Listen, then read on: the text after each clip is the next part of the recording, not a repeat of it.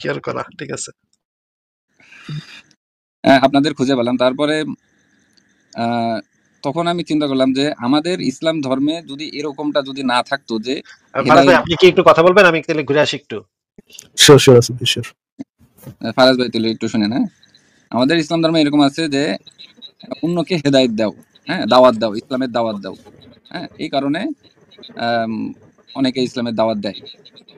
তারপরে আগে যেটা বললাম যে স্বার্থ ছাড়া আমার মনে হয় না কেউ কিছু করে। হ্যাঁ, স্বার্থ ছাড়া কেউই কিছু করে না, যেটা আমার মনে হয়। তখন আমি আপনাদের যখন পাইলাম, আমি আপনাদের দিক থেকে চিন্তা করার চেষ্টা করলাম যে আপনারা কি চাইতেছেন, আপনাদের বেনিফিটটা কি, আমরা যে আপনারা হ্যাঁ আপনাদের বেনিফিটটা কি। এটা কয়েকদিন ভাবছি যে তারা এই ইসলাম বিরোধী কেন।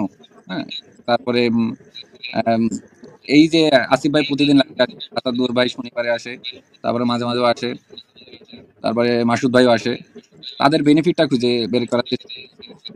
তো লাস্ট পর্যায়ে যেটা বুঝতে পারছি, ভুল কিনা জানি না, আপনারাই ভালো জানেন, বলিল আমার জানেন অন্য ভাই, যেটা আমার মনে হতেছে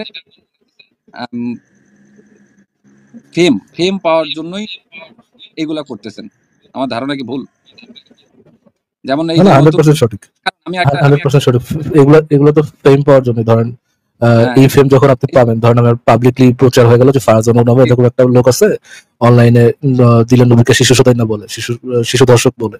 তো এইভাবে মানুষ যখন ফেমটা পাবে, মানুষ আমার সম্পর্কে জানবে, তারপর যখন রিভিল হবে যে ফারাজান নামের অ্যাকচুয়াল নাম কি, অ্যাকচুয়াল ইয়ে কি, যখন এটা রিভিল হবে, তখন এই ফেমের মানে ইয়েটা কি হবে, এই ফেমের জন্য মানে নেক্সট স্টেপটা কি হবে? নেক্সট স্টেপটা হচ্ছে বাংলার যে দিনের পথের দায়ীরা আছে, তাওহীদি সমাজ যারা যারা আছে, ফকির ক্লাস লোকজন যারা যারা আছে, তারা এসে আমাকে হ্যান্ড ডাউন করবে, আমার পরিবারকে হ্যান্ড ডাউন করবে, আমাকে কোপাবে, আমার পরিবারকে সমাজ থেকে বিচ্যুত করবে।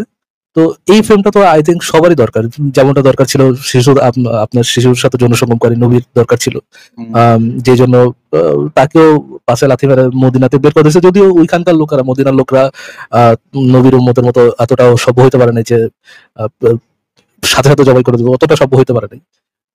একটু অসভ্য ছিল, এই জন্য নবীকে একটু চাপ টাপ দিয়া বাইরে যেতে বাধ্য করছে আর কি। তো হ্যাঁ, এই ফেমের জন্যই করতেছি। ট্রু, এটা ঠিক বলছে। এটা ট্রু। হ্যাঁ, এটা আরো ট্রু। আমার মনে হয়েছে যে এই যে মাসুদ ভাই কিন্তু আমাদের ধর্ম ত্যাগ করছে অনেক দিন, আজকে না, অনেক দিন হয়ে গেছে।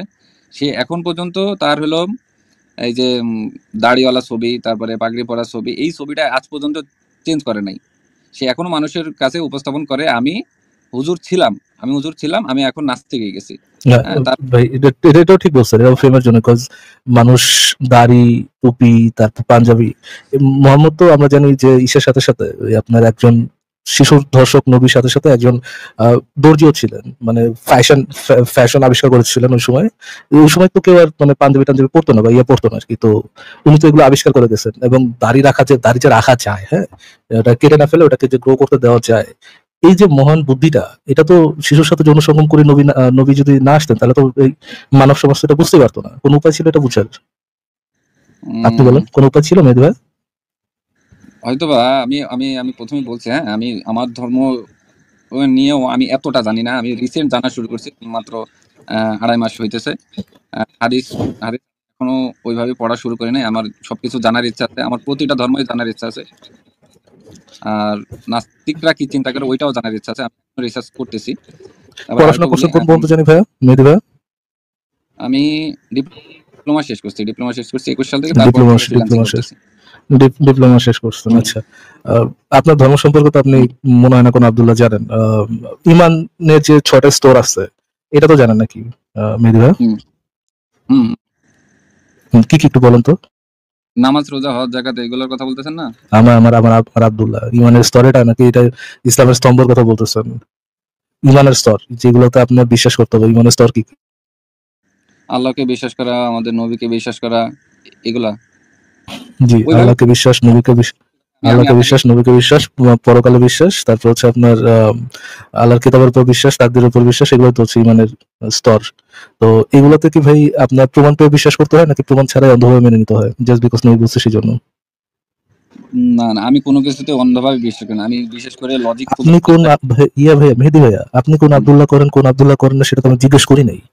আমি বলেছি ইমান সংজ্ঞা অনুযায়ী এই জিনিসগুলোকে কি কোনো প্রমাণ পেয়ে বিশ্বাস করতে হয়, নাকি জাস্ট নবী মোহাম্মদ যিনি শিশুর সাথে যৌন সঙ্গম করেছেন তিনি দাবি করেছেন এই জন্য আপনাকে বিশ্বাস করতে হবে? কোনটা করতে হবে? আমি যেটা চেষ্টা করতেছি, আমি লাইন বাই লাইন বোঝার চেষ্টা করতেছি।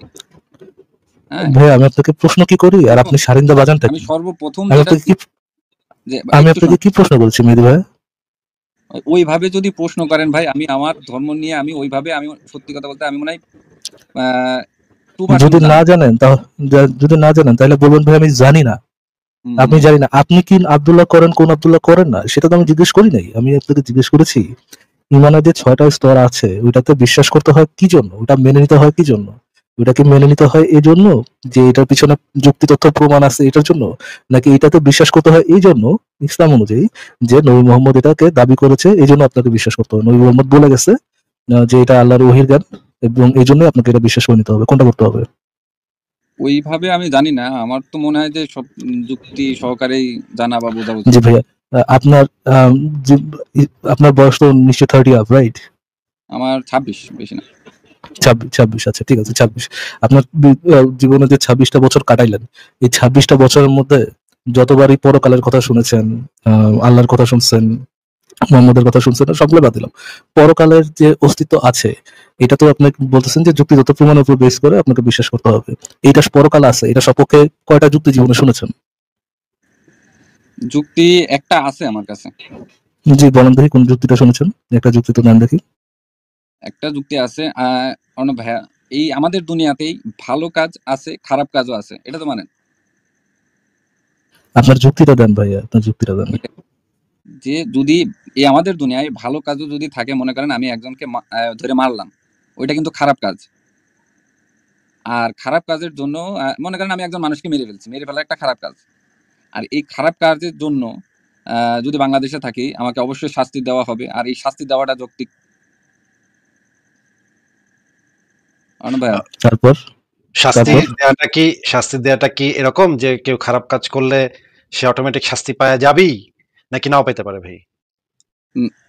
না, আমি প্রশ্ন করছি যদি আমি একজন মানুষকে মেরে ফেলি, হ্যাঁ, একজন মানুষকে মেরে ফেলি, এটা একটা খারাপ আমাদের কাজ। একটু কথাটা ভালো করে শুনে তারপর উত্তর দেন।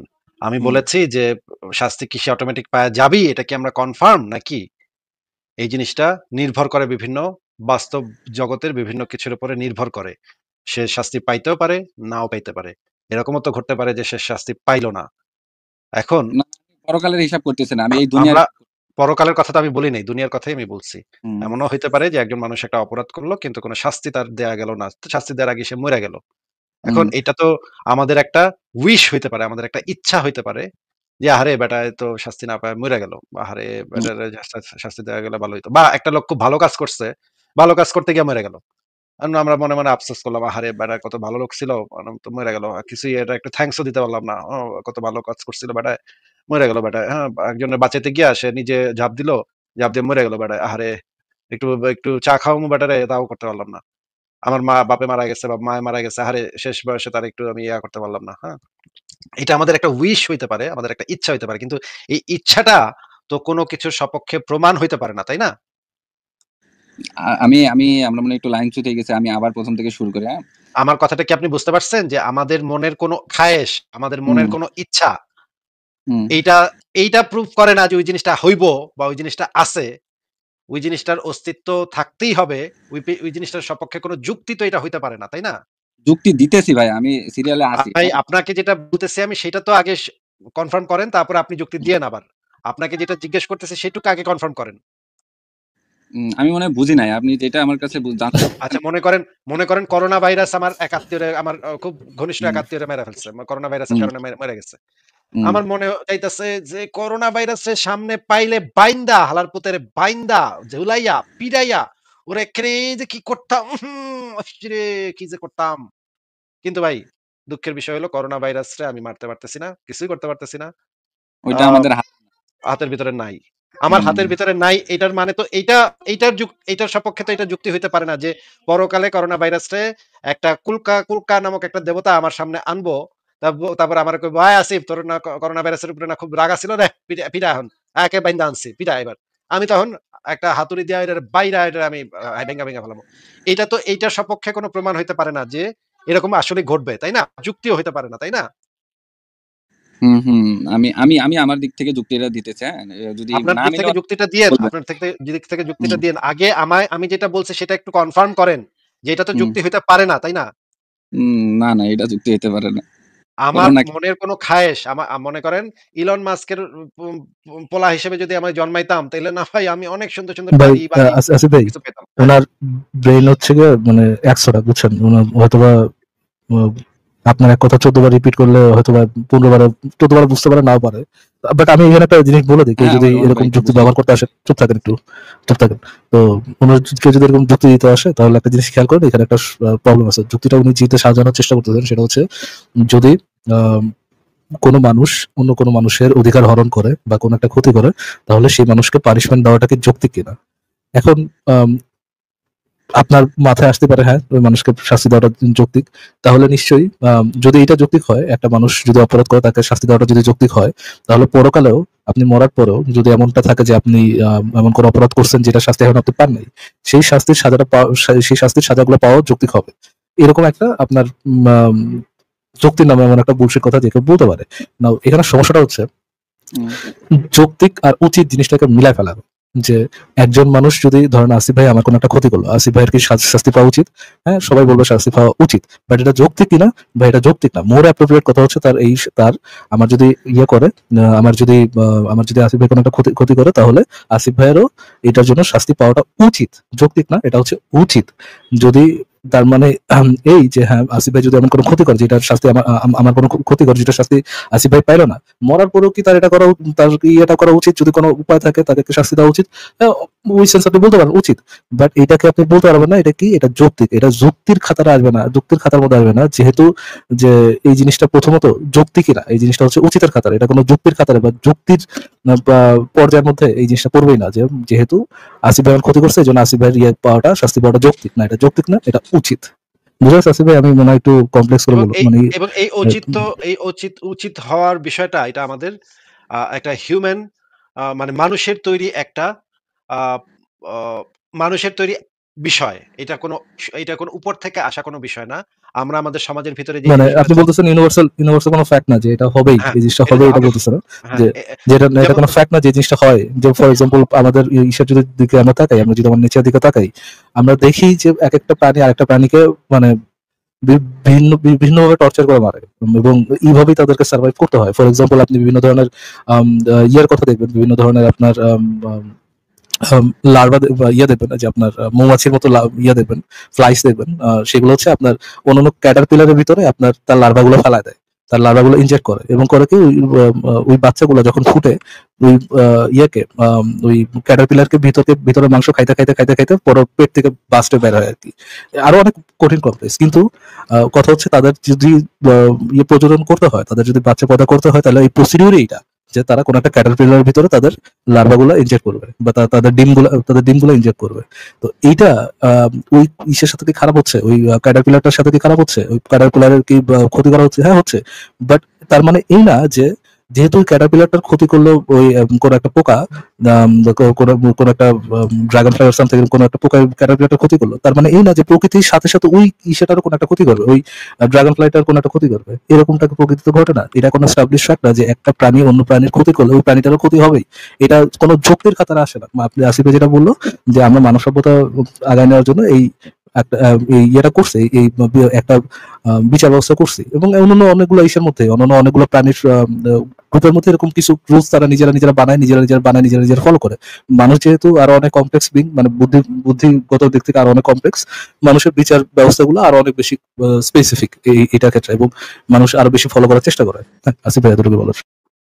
হ্যাঁ, একদমই মানে খুবই চমৎকার করে করে ফেলছেন যে এই জিনিসটা কোনো এমন না যে আ যেমন ধরেন সুনামি হয়ে অনেক মানুষ মারা গেছে, হ্যাঁ? ওই মানুষগুলোর ভিতরে ভালো মানুষও ছিল, খারাপ মানুষও ছিল। আমরা তো এটা দাবি করতে পারি না সুনামির কাছে, "এই সুনামি তুই একটু বুঝা শুইনা মারবি না? এতগুলা ভালো মানুষ, এতগুলা শিশু যে তুই মারলি, এটা কি তুই মারলি কেন?" এটা তো আমরা সুনামির সাথে তো এটা নিয়ে আমরা ফাইট করতে পারব না, তাই না? সুনামি আসলে সে ভাসায় নিয়ে যাবে সবাইকে। বা একটা রোগ হইলে, করোনা ভাইরাস ছড়ায় পড়লে অনেক মানুষকে নিয়ে চলে যাবে। করোনা ভাইরাসের সাথে তো আমরা এটা নিয়ে ফাইট করতে পারব না। অনেক সময় প্রকৃতিতে এই জিনিসটা এইটার কোনো এটা এটা মানে উপর থেকে আসা কোনো বিষয় না। এটা আমাদের হিউম্যান ক্রিয়েশন। আমরা আমাদের সোসাইটি তৈরি করার জন্য, আমাদের সমাজ তৈরি করার জন্য এই বিধিবিধানগুলো তৈরি করছি এবং এই বিধিবিধানগুলো আমরা ধীরে ধীরে আপডেট করি যেন আমরা সবাইকে বিচারের আওতায় নিয়ে আসতে পারি। কিন্তু অনেক সময় অনেকে ছুটে যাবে, এটাও স্বাভাবিক যে অনেক সময় অনেকে ছুটে যাবে, কিন্তু আমরা চেষ্টা করি আমাদের সমাজ ব্যবস্থাটাকে আরেকটু ডেভেলপ করতে পারলে, আরেকটু আইন কানুনগুলোকে আরেকটু ডেভেলপ করতে পারলে যেন আমরা সবাইকে বিচার এবং বিচার ব্যবস্থা এবং আইন কানুনের ভিতরে যেন আনতে পারি, বিচারগুলোকে যেন আরো সুষ্ঠু করতে পারি, এই চেষ্টাটা আমাদের থাকে। কিন্তু তার মানে তো এটা না যে পরকালে এটার বিচার হইব এই জন্য আমরা সব আইন কানুন বন্ধ করে দিব, তাই না? এক্স্যাক্টলি। এবং তার কথাগুলোর 1% কথাও বুঝছে কিনা মেহেদী ভাই, সেটা নিয়ে আমার ব্যাপক সন্দেহ আছে। আর একটু বলেন তো কি বুঝলেন কথা দিয়ে? না আসিফ ভাইয়ের কথাগুলো আমি বুঝছি। আপনি যেটা বলছেন আমি ওইটাই বলতে গেছিলাম, আপনি যেটা ব্যাখ্যা করলেন না ভাই, ওইটাই মেহেদী ভাই 10-12 বছর ধরে তো আমরা মুমিনদের সাথে কথা বলি। হ্যাঁ, আপনি প্রথম ব্যক্তি না যে এইটা যখন শুরু করছেন শব্দ তখনই আমরা বুঝছি যে আপনি কোন দিকে যাচ্ছেন। এটা তো আপনি মানে প্রথম ব্যক্তি তো এখানে না। আমাদের কমেডি যে আপনাদের রিয়ালিটি, এটা তো ভাই আমি বহুত আগে থেকে বলি, নতুন জিনিসটা যেটা ডিসকভার করলাম। আসিফ ভাই, এটা কি কোনো নতুন জিনিস যেটা আমরা ডিসকভার করছি এরকম কোনো জিনিস নাকি? সেটাই মানে আপনারা মনে করেন হয়তো যে আমরা হপায় পৃথিবীতে জন্মাইছি, আপনি এমন একটা কথা কইবেন যেটা আমরা আগে শুনে নেবে। এই প্রশ্ন, এই ধরনের কথা আমরা আমি নিজেই নতুন। হ্যাঁ, আমি যে অনেকদিন ধরে এই বিষয়গুলো নিয়ে রিসার্চ করতেছি এরকম না, মাত্র 2 মাস হয়েছে আমি পুরা বিষয়টা নিয়ে রিসার্চ করতেছি। আমি মুসলিম ঘরেই জন্ম, কিন্তু আমি এই বিষয়গুলো নিয়ে জানার চেষ্টা কোনোদিনও করি নাই। আমি রিসেন্ট জানার চেষ্টা করতেছি আমার ধর্ম কতটুকু সঠিক, বা অন্য ধর্ম যারা পালন করতেছে তাদের ধর্ম কতগুলো সঠিক, বা আসলেই যে আল্লাহ আছে। ইসলাম কি আপনাকে সেই সুযোগ দেয় যে আপনার ধর্ম কতটুকু সঠিক এটা যাচাই করে দেখবেন? জানি না, আমি সত্যি কথা বলতে। আচ্ছা, আমরা কি একটা ভিডিও ছাড়বো ফারাজ ভাই? শিওর আসিফ ভাই। আচ্ছা দাঁড়ান, তাহলে আমি একটু ব্যাকস্টেজে চলে যেতে পারি। ভাইকে বলছে যেহেতু আমি নিজেই অনেক কিছুই অজানা, ওইভাবে আমাকে প্রশ্ন করলে আমি উত্তর দিতে পারবো না।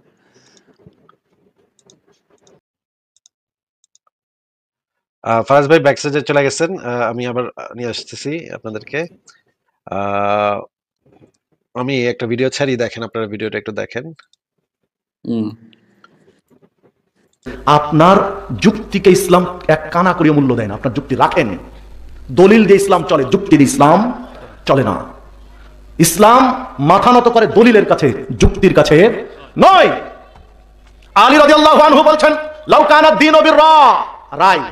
রায় বলে না, কি রায় হলো বলে না, বিচারের রায় কি বলে নাকি? এই রায় শব্দটা কিন্তু আরবি। রায় মানে ফায়সালা, সিদ্ধান্ত। লাউ কানা দ্বীনু বির-রায়, যদি এই দিন রায় মানুষের যুক্তির উপরে চলতো, মানুষের যুক্তি নির্ভর যদি হতো, তাহলে আমি আলী রাদিয়াল্লাহু আনহু পায়ের তলায় মাসাহ করতে বলতাম। পায়ের কোন দিকে মাসাহ হয়? উপরে না, পায়ের উপরে মাসাহ হয়, সেটা জানি তো। মাসাহ করতে হয় পায়ের উপরে। আলী রাদিয়াল্লাহু আনহু বলছেন না, যদি যুক্তি দিয়ে ইসলাম চলতো আমি বলতাম তলে মাসাহ করো, তলে। কারণ অজু করে হাঁটা চলা ফিরার করার সময় ময়লা মাটি ধুলোবালি উপরে লাগে পায়ে না নিচে লাগে? তাহলে যুক্তি বলে কি নিচে মাসাহ করো, যেহেতু ময়লা মাটি নিচে লেগেছে।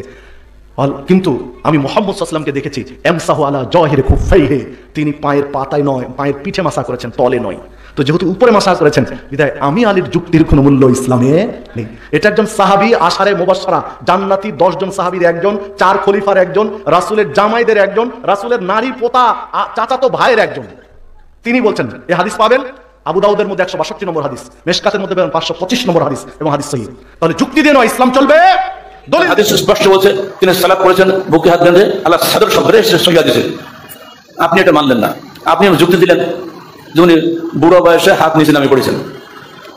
হাদিসে স্পষ্ট রয়েছে রফরিয়া দান করা, অসংখ্য প্রায় 450 হাদিস। আপনি বললেন প্রথম দিকে মুসলমানদের আকীদা মজবুত ছিল, পরে দুর্বল হয়ে যায়। আসলে বগলে পুতুল আছে কিনা যাচাই বাছাই করার জন্য একবার যা হতো না, 4বার ঝাড়া দেওয়া হতো, এজন্য রমজান 4বার করতে হয়। আপনার যুক্তি আপনার কাছে থাক, আমরা সহিহ হাদিস পেয়েছি, আমরা সেটা মেনে চলি, বাস। আমাদের এখানে কোনো যুক্তি চলবে না। প্রতিটি ব্যাপারে আপনি খেয়াল করে দেখবেন সহিহ হাদিসে স্পষ্ট যা রয়েছে। এই বিষয়ে ওলামায়ে সালাফ বলে গিয়েছেন, ইন্নাল আইম্মাতুল আরবাআ কুল্লুহুম ইয়াতাবিউনা যাহিরাল কিতাবি ওয়াস সুন্নাহ।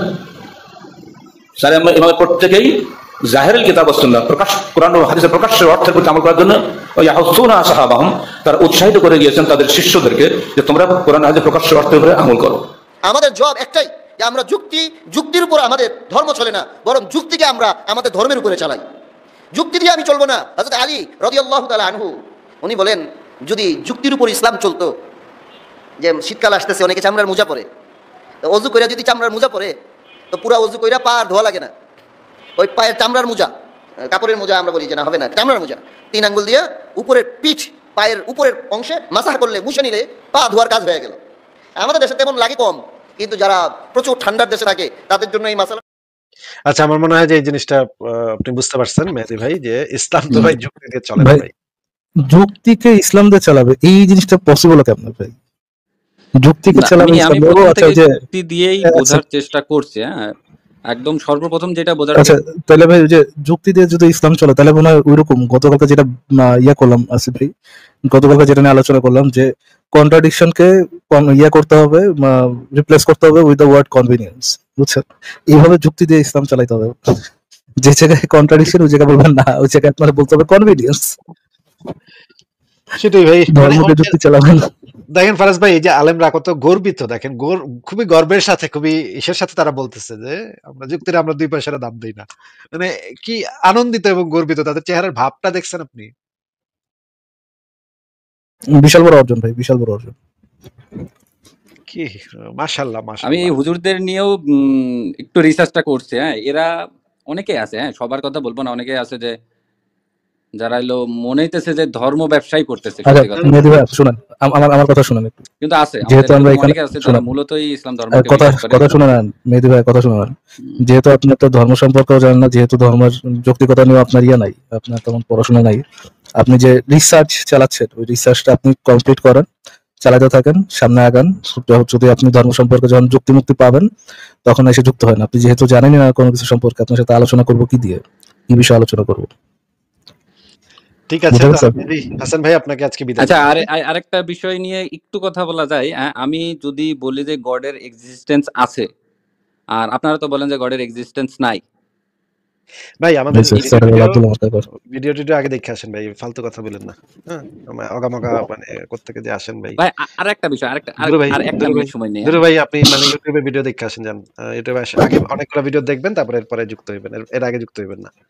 কি কোত্থেকে কি মগা না হলে মগামদের উম্মত হবে কেমনে? ঠিক আছে, তাহলে পরের দিন